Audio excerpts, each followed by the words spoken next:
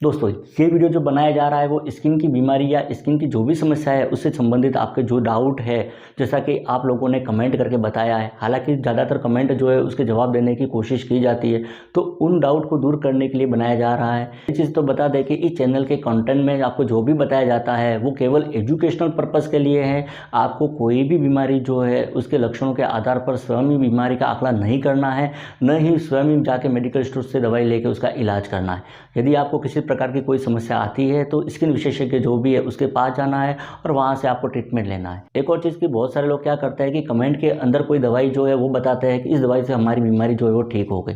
तो आपको बता दें कि बीमारी जो होती है उसके बहुत सारे कारण हो सकते हैं। तो ये ज़रूरी नहीं है कि यदि किसी व्यक्ति को किसी दवाई से फ़ायदा मिलता है तो वही दवाई जो है वो किसी दूसरे व्यक्ति के लिए भी उपयुक्त हो।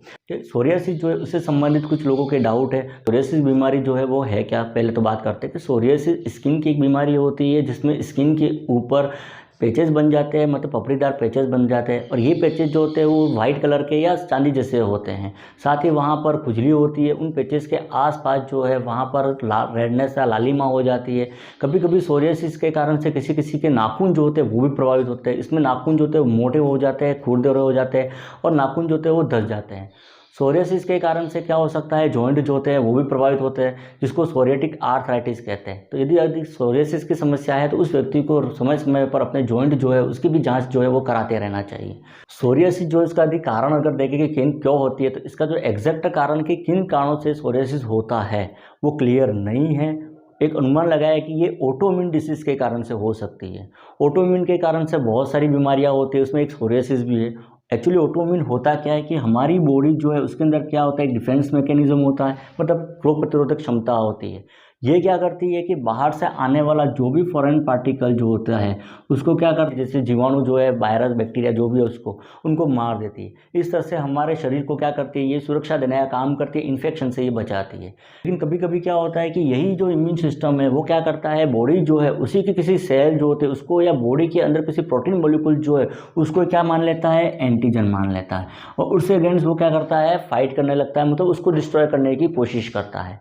अब होता क्या है, यहाँ पर एंटीजन और एंटीबॉडी दोनों की लड़ाई होती है और इस लड़ाई के चक्कर में जो दूसरे हेल्थी सेल जो होते हैं वो क्या हो जाते हैं, डैमेज हो जाते हैं। और वो डैमेज होने के कारण से क्या होता है, वहाँ पर एक तरह की इंफ्लामेटरी कंडीशन जो होती है वो उत्पन्न हो जाती है, मतलब एक प्रकार की प्रॉब्लम जो है वो उत्पन्न होती है। उसी समस्या को ऑटो इम्यून डिसीज जो है वो कहा जाता है। इसका भी जो थ्योरी कि आखिर में ऐसा क्यों होता है वो क्लियर नहीं है। हो सकता है कि बॉडी जो है उसके कोई सेल जो होते हैं उसको, या बॉडी के अंदर बहुत सारे प्रोटीन्स बन रहे हैं, उनमें से किसी प्रोटीन मॉलिक्यूल्स को ही क्या मान लेती है बॉडी जो होती है वो एंटीजन मान लेती है। अब एक चीज़ ये आती है कि यही ऑटोइम्यून डिसीज जो होती है वो जब स्किन के अंदर होती है इसी प्रकार की कंडीशन, तो वो क्या करती है कि स्किन के नीचे कुछ सेल होते हैं, उस सेल में जाके उन सेल जो है उसके अंदर बदलाव ले आती है। सेल में बदलाव आने के कारण से वो सेल जो होती है जो कि नॉर्मल होनी चाहिए, वही सेल जो होती है वो सोरियाटिक सेल के अंदर बदल जाती है। अब ये जो सोरियाटिक सेल जो बनती है वो क्या होती है कि बहुत तेज़ी से वृद्धि करती है। नॉर्मल सेल जो होती है, जैसा कि स्किन के अंदर क्या होता है कि नीचे सेल जो है वो ग्रोथ करते रहते हैं, ऊपर स्किन जो होती है वो रब रब होती रहती है। तो इसमें क्या होता है कि वो सेल जो होते हैं वो तेज़ी से वृद्धि करने लगते हैं और उसके कारण से वहाँ पर क्या बन जाता है, एक तरह का प्लेग जो होता है उसका निर्माण हो जाता है। अब नॉर्मल में तो क्या होता है कि सेल जो होते हैं वो केराटिन प्रोटीन बनाती है। अब सोरियाटिक सेल जो होते हैं उसके अंदर केराटिन प्रोटीन नहीं बनता है, उसमें क्या होता है कि विशेष प्रकार का प्रोटीन जो होता है वो बनने लग जाता है। और उसके कारण से क्या होगा कि स्किन जो है उसके ऊपर वाइट कलर के पपड़ी जो होती है वो बन जाती है। साथ ही वहाँ पर क्या होता है कि एंटीजन एंटीबॉडी जो रिएक्शन होती है जो क्या करती है, वहाँ की जो एक सेल होती है उसको मास्टर सेल कहते हैं, उसको डैमेज कर देती है, जिससे वहाँ पर इंफ्लामेटरी कंडीशन जो होती है वो प्रोड्यूस हो जाती है। और उसके कारण से वहाँ पर क्या आती है, फिर खुजली भी आती है, सूजन भी हो जाती है, लालिमा भी आ जाती है। तो इस तरह के सिम्टम जो है या लक्षण जो होते हैं उसमें दिखाई देते हैं। तो एक कारण जो है इसका तो ऑटोइम्यून जो है वो एक कारण हो जाएगा। लेकिन कुछ ऐसे फैक्टर होते हैं जो सोरियासिस जो है इसको ट्रिगर करते हैं, मतलब उसको बढ़ा सकते हैं, मतलब प्रोड्यूस नहीं करते कि ये बीमारी जो है वो सोरियासिस को पैदा नहीं करते हैं, जस्ट क्या करते हैं, यदि सोरियासिस हो रहा है ऑटोइम्यून डिसीज के कारण से तो उसकी जो गंभीरता है उसको बढ़ा सकता है। जैसे स्ट्रेस जो होता है वो एक तो होता है कि स्ट्रेस जो होता है तनाव के कारण से एक्चुअली होता क्या है कि विशेष प्रकार के हार्मोन रिलीज होते हैं, जैसा कि एसिटाइलकोलिन हार्मोन होता है, और वो क्या करता है स्किन जो है उसको जाके करके स्टिमुलेट करता है, उसको सेंसिटिव बना देता है। एक अल्कोहल और स्मोकिंग जो होते हैं वो भी है। एक ड्रग होती है लिथियम होती है, जो कि मानसिक रोगों के इलाज के लिए काम में ली जाती है। ये ड्रग भी क्या होती है, स्किन के नीचे जमा हो जाती है और फिर उसके वहाँ पर स्किन जो है उसको इरिटेशन पैदा करती है। कुछ इन्फेक्शन जैसा कि बीटो हिमोलाइटिक स्ट्रेप्टोकोकल का इन्फेक्शन या प्यूबर्टी के टाइम हार्मोनल चेंजेस जो होते हैं, वो हार्मोनल चेंजेस के कारण से भी क्या होता है कि प्यूबर्टी के हम एस्ट्रोजन का लेवल हाई हो जाता है। वही एस्ट्रोजन जो होता है वो क्या होता है, स्किन जो उसको सेंसिटिव बना देता है। तो ये फैक्टर जो होते हैं जो कि स्किन को सेंसिटिव बना देते हैं और उसके कारण से सोरियासिस की कंडीशन जो होती है ज़्यादा गंभीर हो सकती है। बाकी इसका जो कारण है वो ऑटोइम्यून डिसीज़ के कारण से होता है। ये सोरियासिस जो है उसके इलाज के बारे में तो आपको स्किन स्पेशलिस्ट जो है उसके पास जाके इसको इलाज करवाना है। आपको कोई भी कॉर्टिकोस्टेरॉइड ड्रग जो है वो सीधा मेडिकल स्टोर से लेके आपको लगानी नहीं है, क्योंकि कॉर्टिकोस्टेरॉइड ड्रग जो होती है उसके एक साइड इफेक्ट ये होता है कि ज़्यादा लंबे समय तक यदि इसका इस्तेमाल किया जाता है तो उसके कारण से स्किन के अंदर एट्रोफी हो सकती है या स्क्लेरोडर्मा नाम की समस्या हो सकती है। तो सोरियासिस तो ठीक होगा नहीं, उल्टा स्किन की कोई दूसरी बीमारी जो है वो हो जाएगी। इसके अलावा किसी ने कमेंट किया था सनलाइट जो होती है उससे संबंधित, कि सनलाइट जो है उससे आपको प्रोटेक्ट करना है, मतलब तेज़ धूप जो है उससे आपको बचाना है। सनलाइट जो है उसका इस्तेमाल इसके अंदर करना बेहतर रहता है, क्योंकि फोटोथेरेपी जो है इसके ट्रीटमेंट के अंदर होती है कि फोटोथेरेपी, ज़्यादातर लोग क्या समझते हैं फोटोथेरेपी मतलब तेज़ धूप जो है या धूप जो है उसको लेते हैं। फोटोथेरेपी का मतलब होता है एक विशेष प्रकार की रेज होती है, अल्ट्रा वायलेट बी रेज होती है, उसको स्किन के ऊपर डाला जाता है। हालांकि इसमें भी क्या होता है, कुछ विशेष प्रकार की ड्रग जो होती है जैसे सोरेलन ड्रग होती है, एक वो ड्रग जो है वो पेशेंट को दी जाती है। ये ड्रग क्या करते हैं, स्किन जो है उसको लाइट के प्रति ज़्यादा सेंसिटिव बना देती है। उसके बाद विशेष प्रकार की रेज होती है, अल्ट्रा वायलेट बी रेज होती है, उस रेज को स्किन के ऊपर डाला जाता है। तो तेज़ धूप या सूर्य का प्रकाश और फोटोथेरेपी दोनों ही थोड़ा डिफरेंट होते हैं। हालांकि धूप जो है उसका सेवन करना चाहिए, क्योंकि धूप के कारण से विटामिन डी जो होता है उसका सिंथेसिस होता है। तो धूप जो है वो सुबह की जो हल्की धूप होती है वो इसके अंदर बेटर रहती है। तेज़ धूप जो है उससे आपको बचना है। विटामिन जो इसका इस्तेमाल आपको ज़्यादा करना है, क्योंकि विटामिन जो होते हैं वो क्या करते हैं, कोएंजाइम की तरह काम करते हैं, जो स्किन के अंदर इलास्टिक और कोलेजन फाइबर के फॉर्मेशन में हेल्प करेंगे, जिसके कारण से स्किन जो है उसकी इंटीग्रिटी जो होती है, एक तरह से इलास्टिसिटी जो है वो बनी हुई रहती है। इसके अलावा लंबे समय तक पानी जो है उससे संपर्क में आने से बचना है, क्योंकि लंबे समय तक पानी के संपर्क में आने के कारण से सोरियासिस की कंडीशन जो है वो बढ़ सकती है। उसके कारण से ज़्यादा समस्या जो है वो हो सकती है। खाने संबंधित अगर बात करें कि बहुत सारे लोगों ने कमेंट के अंदर देखा था कि क्या क्या खाना अवॉइड करना चाहिए, तो सोरियासिस की कंडीशन के अंदर हालांकि ऐसा कोई विशेष फूड जो है वो तो इतना प्रोड्यूस नहीं करता है कि सोरियासिस पैदा नहीं करता है, लेकिन कुछ खाना ऐसा है जैसा टमाटर है, बैंगन है या काली मिर्च है, तो उसके अंदर क्या होता है, सोलिन नाम का तत्व होता है, और ये तत्व जो होता है वो क्या करता है, जीआई ट्रैक्ट के अंदर या स्किन के अंदर इरिटेशन पैदा कर सकता है। तो आपको टमाटर, बैंगन, काली मिर्च जो है वो खाने से बचना है। साथ ही आपको मैदा जो है या मटर जो है, खट्टे फल जो होते हैं, खास करके मांसाहार जो होता है उसका अचार जो है, कोल्ड ड्रिंक्स जो है, जंक फूड जो होते हैं, जैसे जंक फूड और जंक फूड एक ही होता है, और फास्ट फूड जो है उसका सेवन बिल्कुल ही नहीं करना चाहिए, क्योंकि ये सभी चीज़ें जो स्किन की समस्या है, कोई भी बीमारी हो स्किन के अंदर तो उसको ये बढ़ाने का काम करती है, ठीक नहीं करती है। शराब और स्मोकिंग जो है वो सोरियासिस वाले को नहीं करनी चाहिए, क्योंकि स्मोकिंग के कारण से सोरियासिस की कंडीशन जो है वो ज़्यादा बढ़ सकती है, तो उसको भी अवॉइड करना चाहिए। दूसरी जो समस्या होती है स्किन से संबंधित वो होती है विटिलिगो। उससे संबंधित कुछ डाउट है आपके, तो विटिलिगो जो कि सफ़ेद दाग बन जाते हैं उसके अंदर, तो विटिलिगो होता क्या है, पहले तो ये समझ लेते हैं कि विटिलिगो जो होता है वो क्या होता है कि स्किन जो है उसके ऊपर सफ़ेद कलर के दाग बन जाते हैं। ये दाग जो बनते हैं उसका अगर कारण अगर देखें तो उसका एग्जैक्ट कारण जो वो क्लियर नहीं है कि किन कारणों से होता है। एक अनुमान लगाया गया है कि ये भी एक प्रकार की ऑटो इम्यून डिसीज़ होती है। ऑटो इम्यून डिसीज़ जिसके बारे में हमने अभी जस्ट बात की थी कि ऑटो इम्यून डिसीज़ के अंदर क्या होता है कि हमारी स्किन जो होती है उसके अंदर एक सेल होती है, मेलानोसाइट सेल होती है, और ये मेलानोसाइट सेल जो होती है वो क्या करती है, एक पिगमेंट बनाती है मेलानिन, और यही मेलानिन पिगमेंट जो होता है वो क्या करता है, स्किन जो है उसको कलर देने का काम करता है। मतलब स्किन किसी की वाइट होती है या किसी की ब्राउन है या किसी की ब्लैक है, तो वो कलर जो है वो मेलानिन पिगमेंट जो होता है वो देने का काम करता है। ये मेलानिन पिगमेंट जो है उसका एक फंक्शन होता है, कार्य होता है, ये क्या करता है, सूर्य जो है उसके अंदर जो अल्ट्रावायलेट रेज होती है उसको ये एब्जॉर्ब कर लेता है, और एब्जॉर्ब करके स्किन जो है उसको डैमेज होने से बचाता है। और इसी के कारण से अर्थ के इक्वेटर के पास में रहने वाले जो लोग होते हैं, जैसा कि जहाँ पर टेम्परेचर जो होता है वो ज़्यादा होता है या तेज़ धूप गिरती है, वहाँ के लोगों की स्किन का कलर जो होता है वो ब्लैक होता है, जैसा कि हम अफ्रीका के अंदर या वेस्ट इंडीज़ के लोगों के अंदर देखें तो।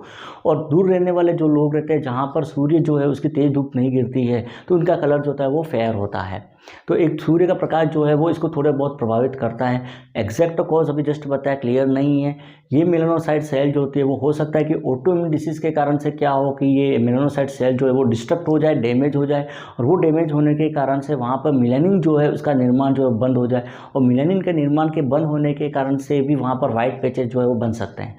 वाइट पैचेज ज़्यादातर की शुरुआत जो होती है वो बॉडी के जो ऑरिफिस जो होते हैं, जैसे कि नोज़ जो है उसके आसपास के लिप जो होते हैं वहाँ पर, ईयर जो होती है वहाँ पर, या आईज जो होती है वहाँ पर, या झंडांगों के पास या अम्बिलिकस के आसपास, वहाँ पर इसकी शुरुआत होती है, और धीरे धीरे ये पैचेज जो होते हैं वो पूरी बॉडी के अंदर फैल जाते हैं। विटिलिगो को लेके कुछ लोगों के डाउट होते हैं कि कुछ चीज़ खाने के कारण से विटिलिगो होता है। तो एक चीज़ बता दें कि विटिलिगो जो है वो इसका खाने से कोई संबंध नहीं है। कोई भी खाना जो है वो खाने से विटिलिगो होता है ऐसा कुछ नहीं है।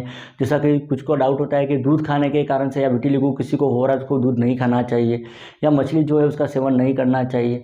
तो कोई भी खाना जो है वो विटिलिगो प्रभावित नहीं करता है। तो आपको खाने संबंधित जो है उसका परहेज जो है वो नहीं करना है।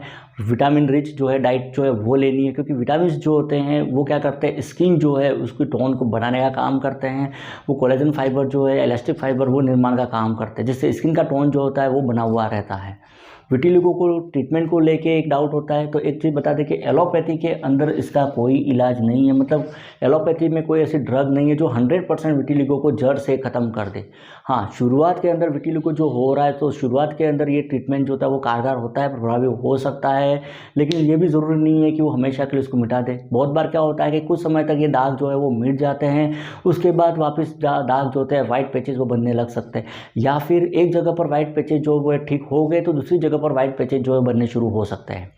ट्रीटमेंट जो है इसका वो भी आपको स्वयं जाके मेडिकल स्टोर पे नहीं लेना है, क्योंकि इसके अंदर जो ट्रीटमेंट काम में लिया जाता है वो टॉपिकल स्टेरॉयड होते हैं। लेकिन टॉपिकल स्टेरॉयड जो है उसको लंबे समय तक यदि इस्तेमाल किया जाता है तो उसके कारण से स्किन जो है उसके अंदर एट्रोफी हो सकती है, स्क्लेरोडर्मा नाम की समस्या हो सकती है। तो ये भी ध्यान में रखना है। एक विटिलिगो जो इसके अंदर फोटोथेरेपी जो होती है वो काम में ली जाती है। तो एक डाउट ये भी था लोगों का कि फोटोथेरेपी जो इसमें लेने का लिखा हुआ है तो सूर्य का प्रकाश जो लेना चाहिए। तो सूर्य का धूप जो है या तेज़ धूप से इसमें बचना चाहिए। एक स्किन ग्राफ्टिंग जो इसमें ज़्यादातर करवाई जाती है। कुछ इम्यूनोसप्रेसिंग ड्रग जो होती है वो डॉक्टर जो होते हैं स्किन स्पेशलिस्ट वो देते हैं, जो क्या करते हैं इम्यूनिटी जो होती है उसको कम करने का काम करते हैं। विटिलिगो को लेके बहुत सारे लोग परहेज के बारे में कहते हैं कि ये नहीं खाना चाहिए, वो नहीं खाना चाहिए। विटिलिगो जो है उसका खाने से कोई संबंध नहीं है। आपको विटामिन रिच डाइट जो है वो लेनी चाहिए, मतलब हरी पत्तेदार सब्जियां जो है उसका सेवन ज़्यादा करना चाहिए। एक और चीज़ बता दें कि विटिलिगो जो है उसके लिए ट्रीटमेंट जो होता है वो बहुत सारे लोग सजेस्ट करते हैं। तो ज़रूरी नहीं है कि कोई व्यक्ति जो है उसके ऊपर कोई ट्रीटमेंट जो है पर्टिकुलर दवाई जो है वो काम कर गई तो दूसरे व्यक्ति के ऊपर भी ये काम करेगी, क्योंकि विटिलिगो जो इसके बहुत सारे कारण हो सकते हैं। एक ऑटोइम्यून डिसीज़ तो है ही, इसके अलावा भी यदि कोई व्यक्ति जो है उसको किसी प्रकार की कोई बीमारी है, जैसे डायबिटीज़ है, टाइप 1, सोरियासिस है, या लूपस है, या रूमेटॉइड आर्थराइटिस है, या फिर थायराइड की कोई समस्या है, तो इस प्रकार की, या हाशिमोटो नाम की एक बीमारी होती है, या हार्मोन संबंधित कोई समस्या है, तो उसके कारण से विटिलिगो हो सकता है। तो हो सकता है कि जो व्यक्ति ट्रीटमेंट ले रहा है, कोई दवाई ले रहा है, वो उसके ऊपर प्रभावी हो, लेकिन दूसरा व्यक्ति जो है उसके अंदर कोई और कारण हो सकता है, तो उसके अंदर वो दवाई जो है वो हो सकता है ये काम नहीं करे। तो पर्टिकुलर कोई दवाई जो है वो विशेष प्रकार की दवाई जो है उसके ऊपर काम करे ऐसा ज़रूरी नहीं है। बात के अंदर इसका ट्रीटमेंट लिया जाए तो ये प्रभावी हो सकता है।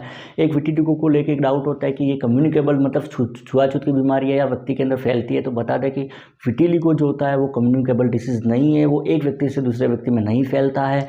एक और चीज़, बहुत सारे लोग विटिलिगो और लेप्रोसी को एक मानते हैं। तो एक बता दें कि विटिलिगो जिसको ल्यूकोडर्मा कहते हैं एक प्रकार की ऑटोइम्यून डिसीज़ के कारण होने वाली बीमारी है, जबकि लेप्रोसी जो है वो इन्फेक्शन के कारण से, बैक्टीरिया होता है उसके इन्फेक्शन के कारण से होती है। तो दोनों ही अलग है।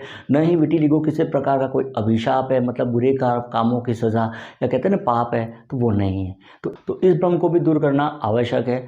एक और चीज़ बता दें, स्किन की कोई भी समस्या होती है तो उसके ऊपर जो भी आप ट्रीटमेंट लेना है, एक तो सेल्फ मेडिकेशन नहीं लेनी है। सेकंड चीज़, यदि कोई डॉक्टर आपको दवाई लेनी है तो उस दवाई का पहले आपको स्किन के ऊपर कहीं एक एरिया के ऊपर लगानी है। लगाने के बाद उसका देख लेना है कि आपकी स्किन सेंसिटिव तो नहीं है।